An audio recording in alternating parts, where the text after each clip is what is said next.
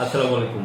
যে গাড়িগুলো পুলিশ অথবা অন্য কোনো আইন শৃঙ্খলা রক্ষা করা বাহিনী অথবা সড়ক নিরাপত্তার দায়িত্বে যারা থাকে, তারা যদি এই গাড়িগুলো থানায় অথবা অন্য কোনো ডাম্পিং জোনে নিয়ে যায় জব্দ করে, এই গাড়িগুলো ছোটানো যায় না। কোন গাড়িগুলো? যে গাড়িগুলো আপনি কখনোই ওখান থেকে ছাড়িয়ে নিতে পারবেন না, এই গাড়িগুলো অপশন হয়ে যাবে, কখনোই ছাড়িয়ে নিতে পারবেন। কোন গাড়িগুলো, এই বিষয় নিয়ে একটু ধারণা দেবো।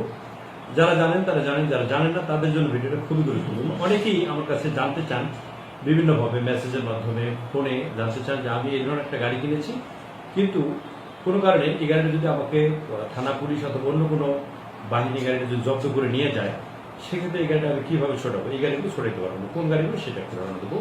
অনেকেই বাইক, বিশেষ করে বাইকের কথা বলে আসবে, যারা বিভিন্ন ধরনের বিভিন্ন কোম্পানির বাইক কিনে থাকেন, বিশেষ করে আমাদের পার্শ্ববর্তী দেশ থেকে যে গাড়িগুলো চোরাই পথে আসে, যেটাকে আমরা সাধারণত বর্ডার ক্রস বলে থাকি অথবা টানা গাড়ি বলে থাকি, এই গাড়িগুলো যদি কোনো কারণে পুলিশ অথবা অন্য কোনো আইন শৃঙ্খলা রক্ষা করা বাহিনী যদি এই গাড়িটা আটকে দেয় অথবা মামলা হয়ে যায় অথবা দুর্ঘটনা কবলিত হয়ে কোনো কারণে জব্দ করে থানায় নিয়ে যায়, কাগজকর্ম যদি জব্দ থাকে, সেক্ষেত্রে এই গাড়িটা আপনি সরাইতে পারবেন না, কোনো কর্মে নেই।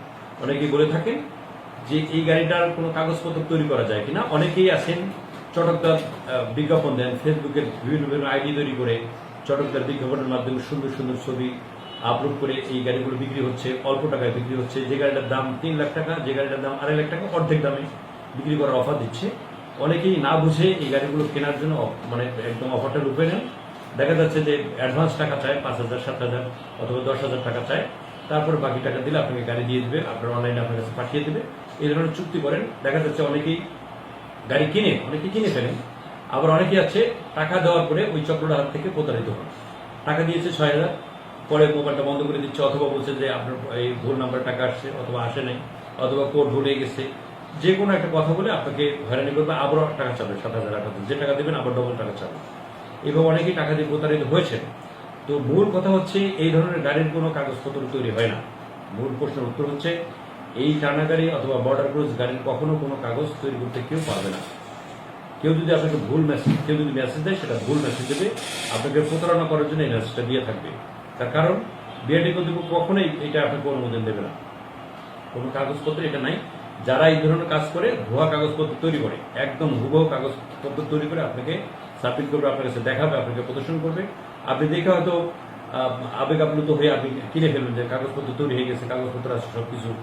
অনেক সময় দেখা যাচ্ছে বলে যে এটা সেকেন্ড হ্যান্ড গাড়ি অন্য একজনের নিয়ে আসছিল, সেই গাড়ি আমরা বিক্রি করছি, এরকম অনেকে অফার দেয়। আসলে যখন এই ধরনের গাড়ি কিনবেন, যদি কাগজপত্র কেউ দেখায়, সেক্ষেত্রে এই কাগজপত্র আপনি সর্বপ্রথম বিআরটিতে যাচাই করবেন যে এটা ঠিক আছে কিনা, বলে আছে কিনা। যদি থাকে সেক্ষেত্রে আপনি নিতে পারেন, আর যদি না থাকে সেক্ষেত্রে কখনোই এটা নেবেন না। আর টানা গাড়ি কখনো, আগেই বলছি, টানা গাড়ি কখনো কাগজ হয় না। বর্ডার ক্রস গাড়ি কখনোই কোনো কাগজ তৈরি করা সম্ভব না। যদি কেউ বলে থাকে, এটা মিথ্যা বলেছে। আর যদি অরিজিনাল গাড়ি হয়ে থাকে, সেক্ষেত্রে আপনি কাগজ পাবেন, যাচাই করে নেবেন। তবে মূল কথা থাকবে, যারা এই ধরনের লোভে পড়ে, অল্প টাকার লোভে যারা এই ধরনের গাড়ি কিনতে চান, কখনো এটা কিনবেন না। বিশেষ করে অনলাইনে মোটরসাইকেল কেনার আগে অবশ্যই সতর্কতা অবলম্বন করবেন। আপনার বাড়ি যেখানে, আপনি যে শহরে বাস করেন অথবা উপজেলা শহরে বাস করেন, ওখান থেকে আপনি 50 টাকা 100 টাকা খরচ করে আপনি যান, ডানে বামে সামনে পেছনে যদি যান, দেখবেন যে ভালো ভালো শোরুম আছে, এখান থেকে আপনি একটা গাড়ি কিনতে পারবেন। এখন কিন্তু কিস্তির মাধ্যমে গাড়ি দিচ্ছে।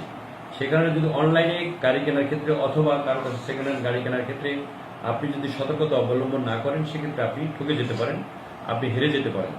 আবারও বলি, বিশেষ করে যারা বাইক পছন্দ করেন, যারা বাইক কিনতে পছন্দ করেন, বাইক কেনার সময় অবশ্যই এই জিনিসটি খেয়াল রাখবেন। যদি অনলাইনে গাড়ি কেনার ক্ষেত্রে আপনার চিন্তাভাবনা থাকে, সেক্ষেত্রে আপনি যাচাই বাছাই করে কিনবেন।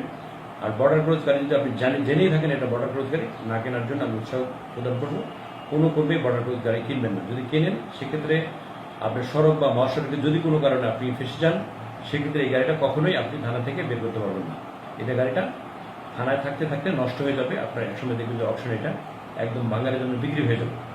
আবার বলি, যারা বাইক কেনেন, বাইক যারা চালান, সর্বশেষ যে কথা, বাইক যারা চালান, সড়ক মহাসড়কে যারা বাইক চালান, তাদের কাছে বিনীত অনুরোধ থাকবে, যে কোম্পানির বাইক চালান, যত দামি বাইক চালান না কেন, যতক্ষণের জন্য চালান, অবশ্যই মাথায় হেলমেট পরে বাইক চালাবেন। বাইক কখনো ক্ষতি করে না, শুধুমাত্র উপকার করে। পুলিশের ভয় না, নিজের জীবনের প্রতি যদি মায়া থাকে, নিজের শরীরের প্রতি যদি মায়া থাকে, সংসারের সদস্য যারা আছে তাদের প্রতি যদি মায়া থাকে, অবশ্যই হেলমেট পরে বাইক চালাবেন। যে যেখানে আছেন ভালো থাকবেন, সুস্থ থাকবেন, নিরাপদে পথ চলবেন। আসসালামু আলাইকুম।